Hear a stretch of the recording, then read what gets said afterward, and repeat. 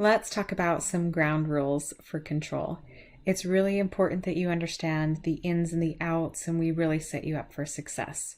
So we're going to try our best to do this as we go through. Now, first, remember that we talked about ranchers and that their job is to tighten boundaries each day so that when a cow leans up against it, they know that they can't get through it. And we know that the cows are going to test that boundary, but the rancher is going to tighten those up. Now, if you have a ton of boundaries on your kids, you are going to have so many fences to tighten every day, multiple times a day. You're going to exhaust yourself and your kids are going to feel like prisoners. So we want to encourage you to really choose your battles. Really decide what is non-negotiable to you versus what are some things that you can give control over on, even if it bothers you, but it's not causing harm or a lack of safety for other people. So for example, in our home, respect is non-negotiable. That people feel emotionally and physically safe when we're with each other. That is a boundary that I am willing to not fight for. That is a boundary that I'm willing to be tight on every single day.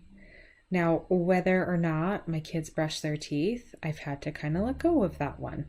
That's something that it doesn't really cause me any harm if they're not brushing their teeth. And if they aren't brushing, I can allow them to experience the earned consequences of having to pay for their cavities or having kids at school say that their breath is stinky. I can let go of that one. So I've had to let go of things about like maybe what they wear and what they're into, like the things that they like and what time they go to sleep. We've had to let go of that one, but we're firm on respect and on personal responsibility for contribution around the home and those kinds of things. And I'm also firm on my personal boundaries on how I will be treated and what really matters to me. Like having all the kids out of my space by 8:30 p.m. every night so I can take my mom hat off and just be a wife or an individual, that's a big deal to me. I am willing to tighten that boundary frequently. So in your handout, we ask you to look at the different boundaries that you have and really decide which ones are non-negotiable and which ones you can let go of control of. And we ask you to stick to your guns on what really matters and to let go of the things that just don't.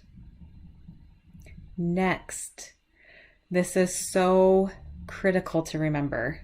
We want to develop that frontal lobe of our kids, help them become problem solvers and critical thinkers and ethical people.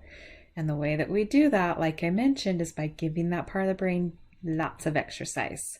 So give your kids lots of choices. Try to exhaust them with choices during the day.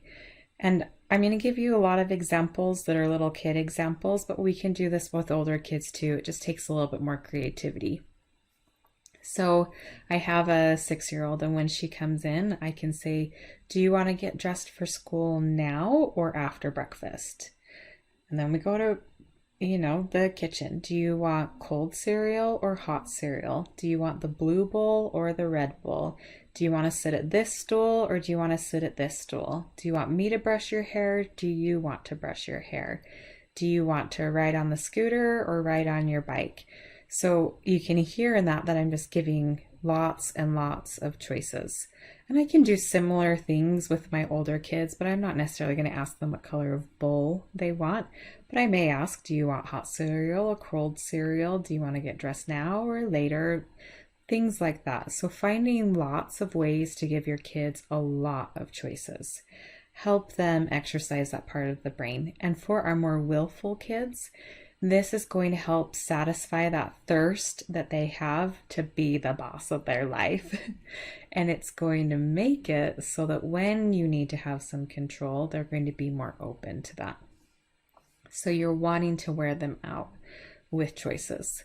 When we first learned this, and we have a child that has oppositional defiance disorder, so defiance is something that we deal with all the time, and control is something that we deal with all the time.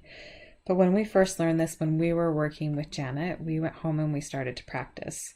And my husband was in charge that morning, and he started giving my daughter so many choices over things that were totally appropriate for her to have choices over. And after about 14 choices, she said, "I don't know. You just decide, Dad." We exhausted her with choices. We had never heard her just ask for us to make a choice for her. So giving them lots of choices.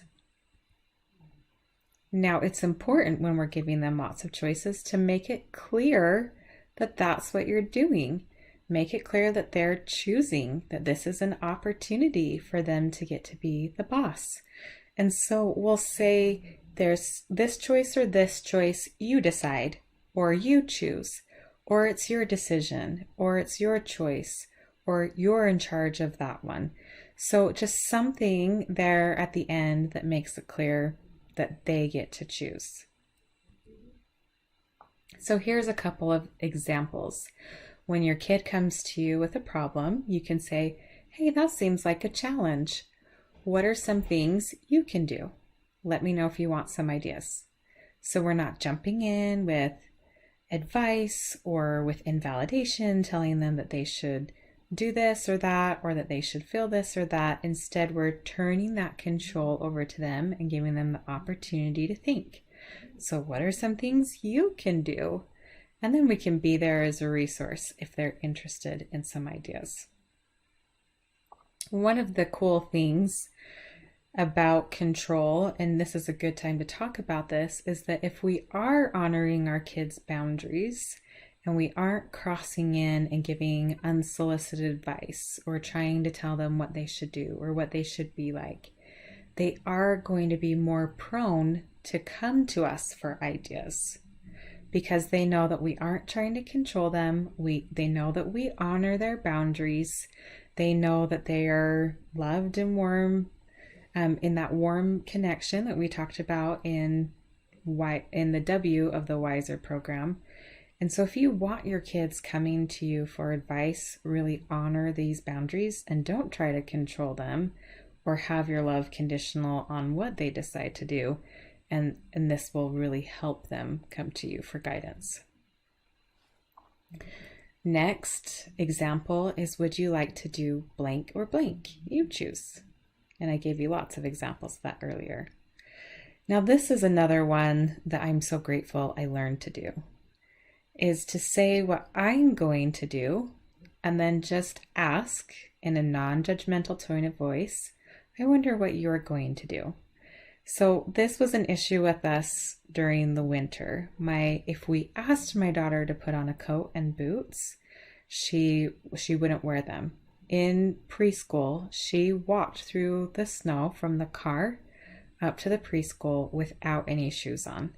My mom went to pick her up that day. I can't remember what I had, but my mom went to pick her up from preschool, and she saw the footprints in the snow, and she knew that they belonged to my child because she knows how defiant she is. So I had asked her to put on boots.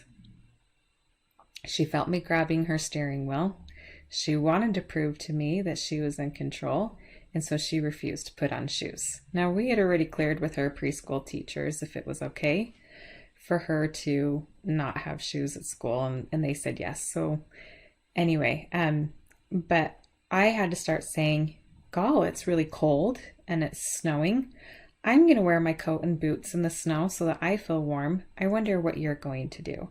So setting it up in a way that it's me explaining what I'm going to do for me because of these circumstances, and I wonder what you're going to do. And then not being judgmental about the choice that they make, nor rescuing them from the choice that they make. So I didn't say anything to my daughter about the footprints, and I didn't rub it in that she wasn't wearing boots. Just had to let that be her choice. And after a couple of icy days, she decided, I don't have to prove to my mom that I'm in control anymore, because she no longer is tugging the rope or pulling on the steering wheel. And so I am going to start to think for myself, do I want to be cold or do I not?